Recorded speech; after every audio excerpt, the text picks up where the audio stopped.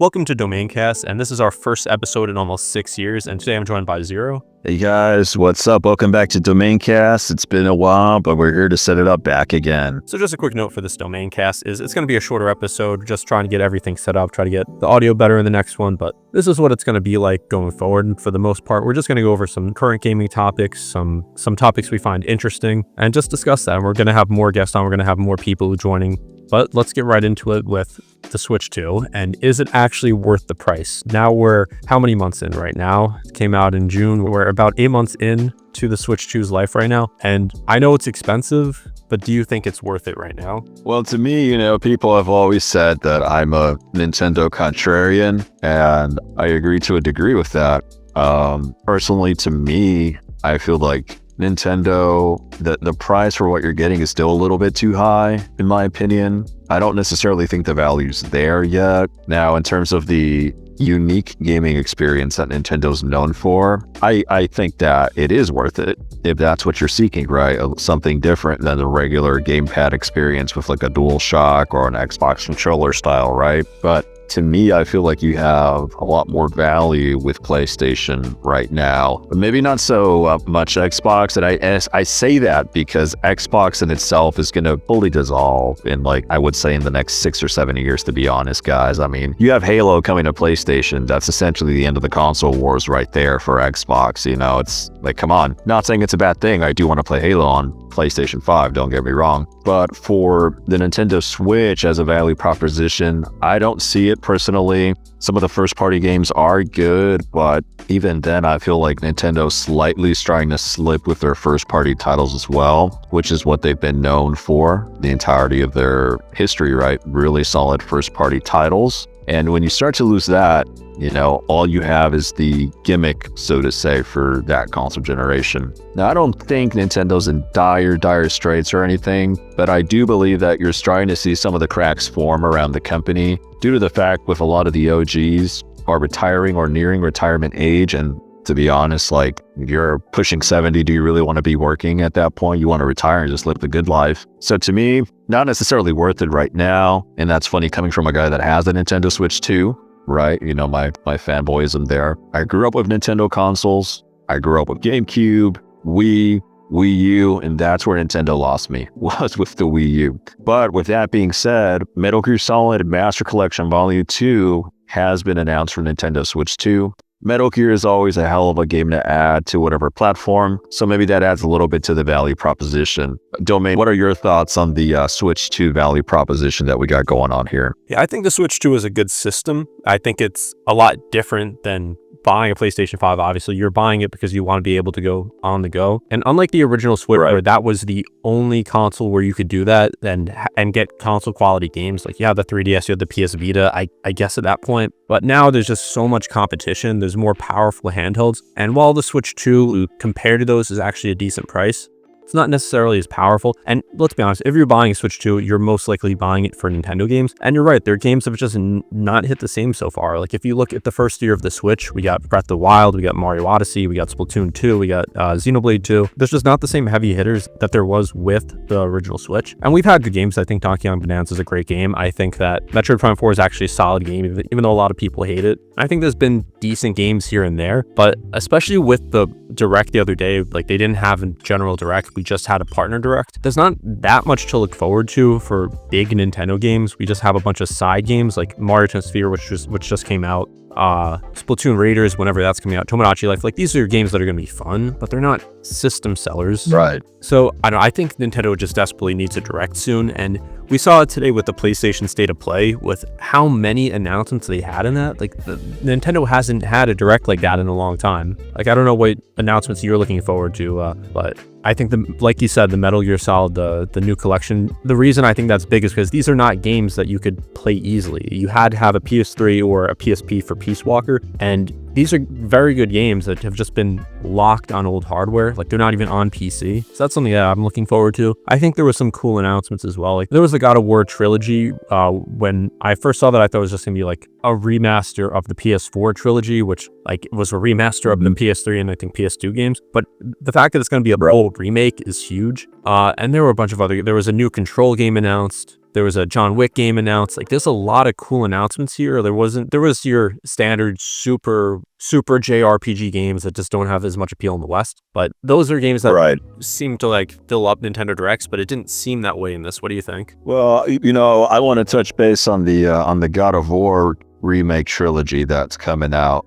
And listen, I was blown away by God of War when it came out on PS2. Listen, as a GameCube kid, I was playing Star Fox Assault. Shout out to the Star Fox fans out there. And I went to my friend's house and he had a PS2, right? So the duality of man. And he had God of War 2 at the time. And it blew me away, just the graphics, the violence too, coming from a Nintendo platform. You just didn't see that type of gore on the GameCube, at least in other games I played, right? Now, with the trilogy being more so a remake, you can expect higher graphical fidelity, right? New hardware, take advantage of the new hardware in these systems. They're very powerful systems these days, a lot more up to par than what the original PS2 and PS3 were, right? Now, it's interesting that it's a remake of the trilogy because if you guys remember, the PS3 had a very unique architecture, the cell architecture, right? It was a CPU base that was like using supercomputers or something. And it was very difficult. Right. It was like $700 or something, I think. I remember when it came out, which is one of Sony's more bigger fails in the console sphere. But, we can go into that at a later topic. It did sell, but after a while, because the price was just so high at the time. It's even higher than most consoles now, and this was 20 years ago now. And like you mentioned, with the architecture for it, it's the reason why the PS4 couldn't play PS3 games, why the PS5 can't play PS3 games. And there's still a lot of games that are just locked to the PS3 because of that. So it's good to see that there's some more games that came out during that time that are going to be playable and with much better graphics, much better performance, and just modern quality of life features now. Yeah, definitely. And it's time, right? Time moves on. The architecture problem seems to have been solved from what I'm seeing then, or they just found a workaround to just rebuilding it from the ground up, essentially.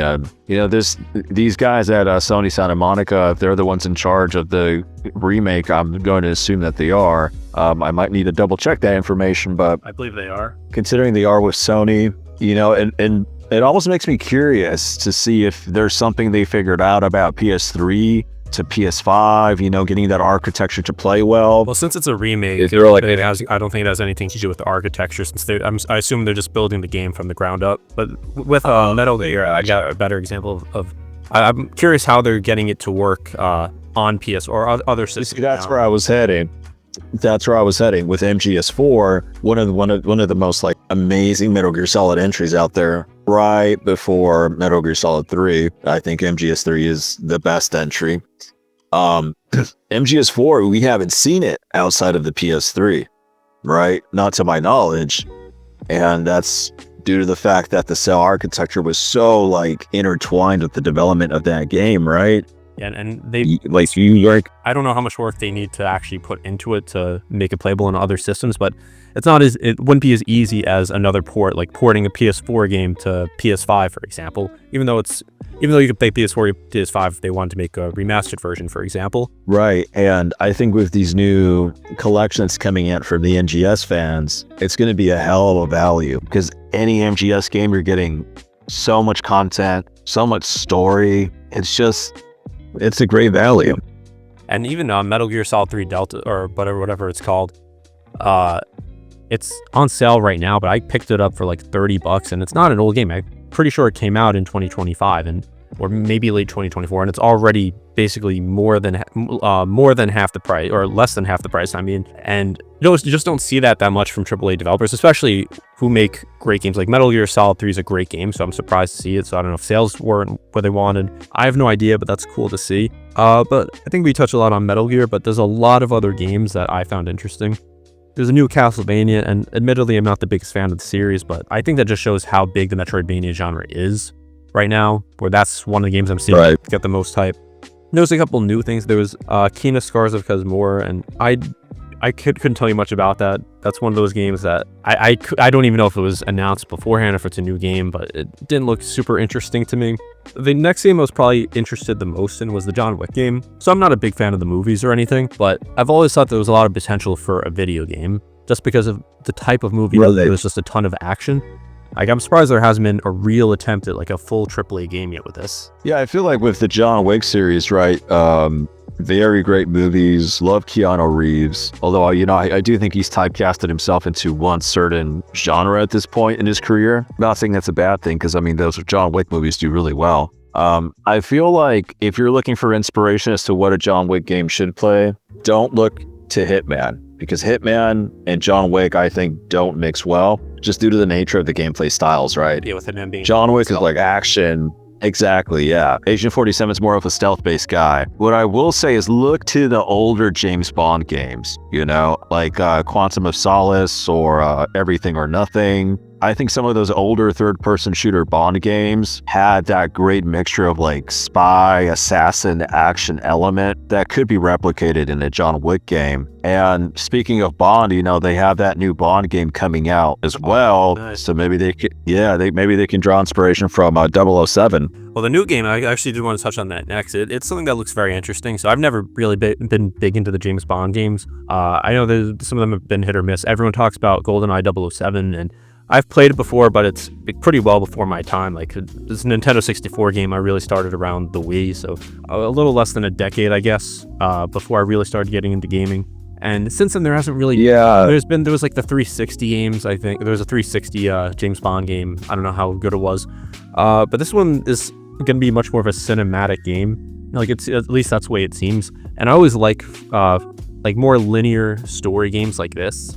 So this is something I'm actually really looking forward to. Yeah, I think in today's day and age, we've kind of reached the polar shift here as to what gamers want. Now we've seen too many open worlds, too many pick your own adventure type of games, right? To the point where I think people are starting to get tired of it and they want a more curated experience, something a little bit more linear. And to see that coming back into the fray, to me, it's a good sign. Those are the gameplay styles that I look forward to. And I think now with everyone trying to be so different, you all eventually end up trying to do the same thing, right? That's that open world, choose your own adventure type of deal that we're talking about. But the linear style of gameplay, I think, is slowly making a comeback into like the mass gaming audiences here. Yeah, and with First Light, it's not going to be a completely linear game. Like, it's not like, when I say linear game, I mean it's like just not a big open world. Like, I think it's going to have like more open sandbox levels. So I think I should have worded it better, but I think that's a better mix than just having every game be an open world. Like, not being linear in how you can play, but having a more linear story. Because the last generation of gaming, every game was an open world, it seemed like. Every single game had to have just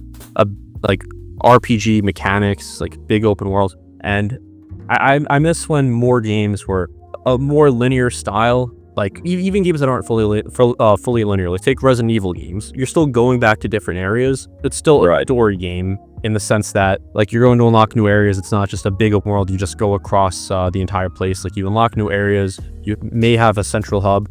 And I'm glad that these kinds of games are kind of making a comeback. Like, I've been playing Alan Wake 2 recently, and it's that type of game where it's not super linear, but it's that style of game where it takes like the best of like the more open-ended games and fuses it with linear story elements. And I'm really hoping that's what we get out of First Light. I haven't really went too much like into research into what the game actually is. I've only seen a few trailers, but that's really what it's looking like. And you mentioned Hitman, and it's going to be kind of like that in a way, but it seems to be, I think, a little more action-oriented, like not the same as a Hitman style game. Right, and then, touching upon a little bit of what you said, mentioning Resident Evil, there's a Resident Evil Requiem trailer as well that we got to see. And we see that Leon, shout out to one of the best RE pro tags in the history of RE, is infected. And I do believe that a familiar damsel in distress is also back, Sherry. Domain, big fan of Resident Evil. or don't care for it at all? It's one of my favorite series. I started it later than most people. Like I played Resident Evil 7 when that came out, and that really got me into the series. And this is a game I've been looking forward to for a while, because the last original Resident Evil game we got, not remake, was Village back in 2021. So it's been 5 years at this point. I thought Village was great. I think there were some things that could have been a little better. Like I liked how it kind of tried to be a mix of Resident Evil 7 and Resident Evil 4, but it started to feel a lot more action oriented. But that was many survival horror things. Besides like the House Beneviento, like it wasn't a very scary game. Resident Evil 7 was, and I love Resident Evil 4. It's my favorite Resident Evil game, and that's not really that scary of a game either. So it's not that it's bad, but I do like to see Resident Evil games have more of those elements. And with Requiem, I like how it's trying to please both sides. Like you have the Leon segments, which are going to be your action segments, like your more Resident Evil 4, Resident Evil Village style gameplay. And then you have the Grace sections, which are going to be more like Resident Evil 7. Like you'll have a gun, but you won't be as strong as someone like Leon, who's been dealing with these situations for so long. You're playing as Grace, who is an FBI agent, so she can handle herself in these situations, but she won't be as over the top as Leon. So there's going to be more horror elements there. I think that's really cool. I think that's the perfect mix, and we don't know how the game is yet, but it's probably like the game I'm looking forward to most right now. No, yeah, definitely. And for me, maybe just to age myself here a little bit, one of my first Resident Evils was Resident Evil 2 on the PS1. Scared me as a kid, don't get me wrong. I always found the learning curve pretty steep with these puzzles that Resident Evil always has. I just don't care for them.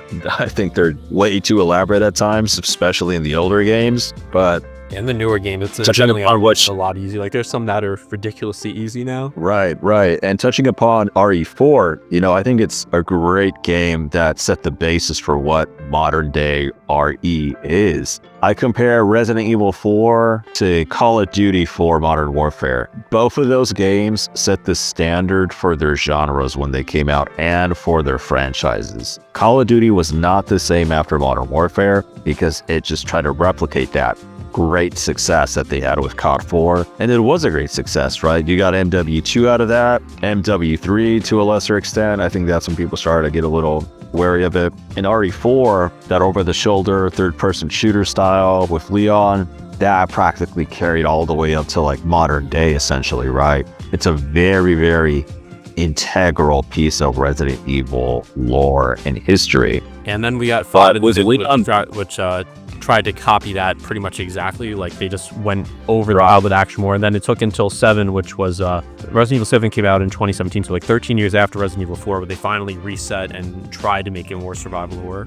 Right. And with Leon being infected, this isn't the first time we've seen a RE character get infected with whatever, like Leon himself and virus. Yeah, or talk about Jill Valentine as well, I think, in RE3. So it's not like a death sentence per se if you're worried about your boy Leon over here, but I don't necessarily think Capcom's going to kill off such an integral character to this franchise. I just don't see it happening. They've had so many characters that have pretty much been in many games. Like if we go back to the original Resident Evil, or I guess like the original trilogy where you have like Chris, Jill, Claire, Leon, a bunch of characters that just keep coming back, and there's not many that they've really killed off, like major protagonists that they've killed off the top of my head. I don't want to spoil anything, but yeah, I mean, there's been some character deaths in Resident Evil.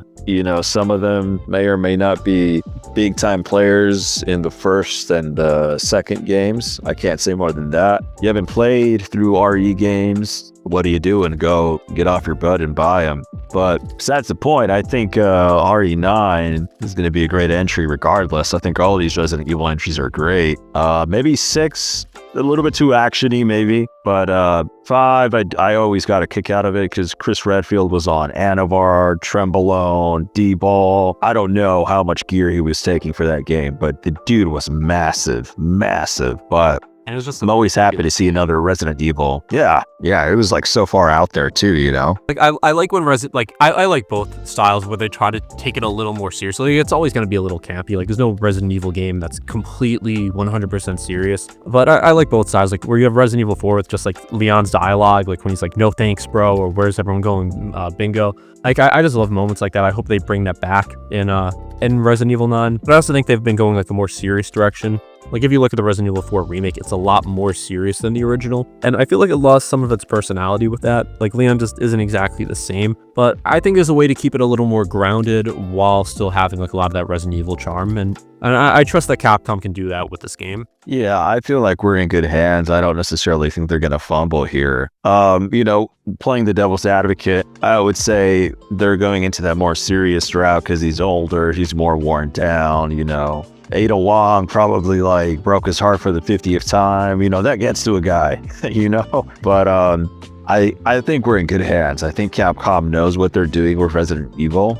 And I'm really just curious to see what the plot twist is, because it's like, yeah, he's infected, but he's either going to find the cure, which usually happens, or he's going to die, which I doubt. But there's going to be like a curveball that comes out of left field that just like gets you, right? So we'll see what happens there. And we saw a lot of interesting things in the trailer today. Like one was there was some girl there who I don't think we've seen before, who's like I've been seeing people theorize that she's going to be like related to like Evelyn somehow, and it's too early to comment on that. We don't know. The Resident Evil never reveals its villains, like the main villain, I should say, before the game actually comes out. Like not spoiling Village, but we thought the villain was going to be one character, and then it ended up being someone completely different who we didn't know about. So they'll do the same thing here, I'm pretty sure.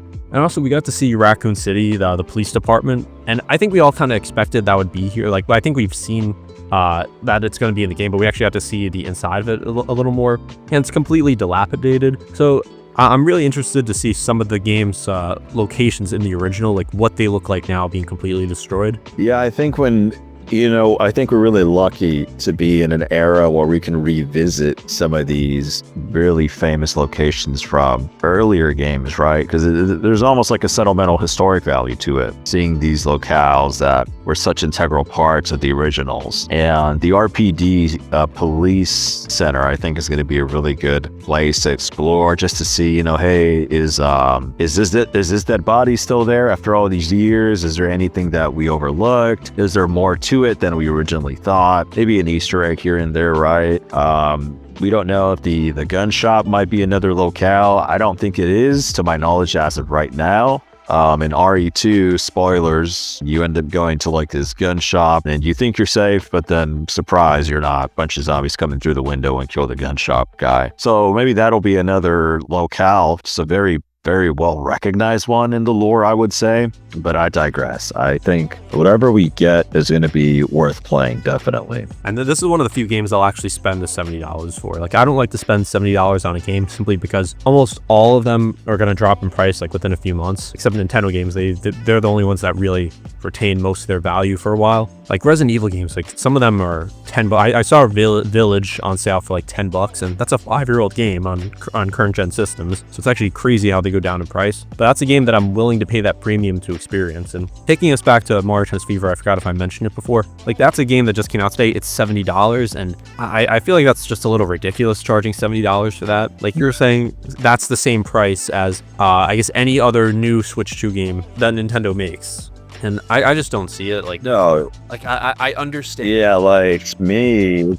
Go ahead, Domain. Go ahead. I was gonna say, I understand that they're trying to have like this consistent pricing at $70 for Switch 2 games, but even other companies will release some cheaper games if they're not games that you would necessarily see as full price $70 games. Like technically you could get a lot of playtime out of it if you have friends who want to play this, but the story mode is like 3 or 4 hours. And it's a Mario Tennis game. It's like, how much do you think you're actually going to be playing it? Like, do you think that's going to be worth the $70? Like, if it was $50, I'd pick it up. Maybe I'd wait for $40. But yeah, to me, the whole pricing situation with games is, I think it's out of control, but it's just where we are. Inflation, right, with the economy and the Nintendo tax, If you're gaming on Nintendo hardware, you're going to be paying more when it comes to games, and just, to me, it seems like everything in general. But in terms of game prices as a whole, I think they're too high, but they're not going to come down. I don't think they're going to go down anymore. They're just going to keep going up.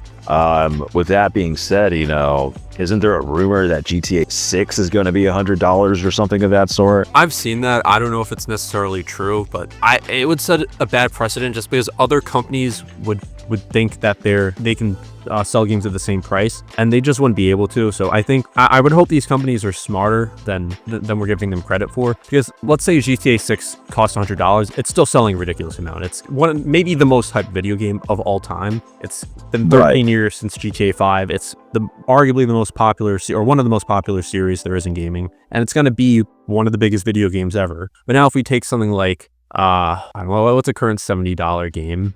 Let's say a Metroid game, for example. And Nintendo wouldn't do this, maybe it's not the best example. But let's say the next Metroid game would cost $100 because GTA 6 costs $100.